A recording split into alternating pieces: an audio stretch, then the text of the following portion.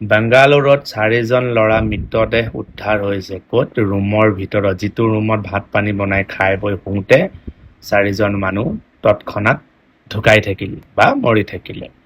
কিন্তু অসমত যদি কাম বন থাকিল হয়, এইকেইজন ল'ৰা বেংগালুৰুত আহি পেলাই মৃত্যু সাৱটি ল'ব লগা নহ'লহেঁতেন। কিন্তু আমাৰ চৰকাৰে এতিয়া কৰি আছে বা কি?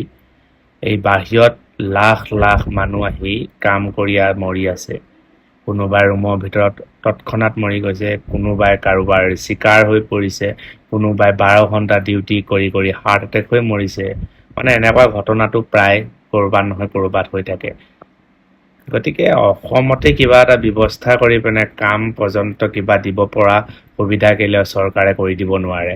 খালি সেই চৰকাৰী চাকৰিকেইটাহে দিব পাৰে। চৰকাৰী চাকৰিকেইটা বাদে কি আন বেলেগ ইণ্ডাষ্ট্ৰিয়েল খুলি পেলাই, কোম্পানী চাম্পানী খুলি পেলাই কেলে চাকৰি বাকৰি দিয়া সা সুবিধা কৰি দিব নোৱাৰে। অসমীয়া মানুহেও কাম কৰে। যেতিয়া অসমৰ বাহিৰত আহি পেলাই কাম কৰিব পাৰে, সি অসমত থাকিও কাম কৰিব পাৰিব। গতিকে জেগা লাগিব ন। মানুহে অকল হাজিৰা কৰিবলেই নহ'ব নহয়। অকল হাজিৰা কৰিলেও আপুনি ক'ত হাজিৰা কৰিব? মানুহে কিমান কাম দিব?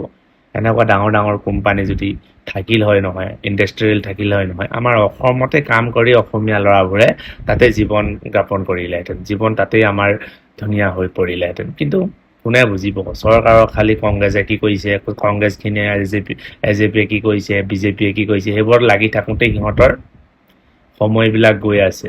এতিয়া ভোটৰ কাৰণে মাথা মাৰি আছে, কেনেকৈ ভোটটো ল'ব পাৰোঁ তাৰ বিষয়ে মানে মাথা মাৰোঁতে বাকী কিবা কিবি মানুহবোৰ অসমৰ বাহিৰত কোন মৰিছে কোন জিছে তাৰ আছে মতলব নাই ন। সিহঁতক লাগে ভোট লাগে, জিকিব লাগে 5 বছৰ, তাৰপিছত বিন্দাছ খাই থাকিব।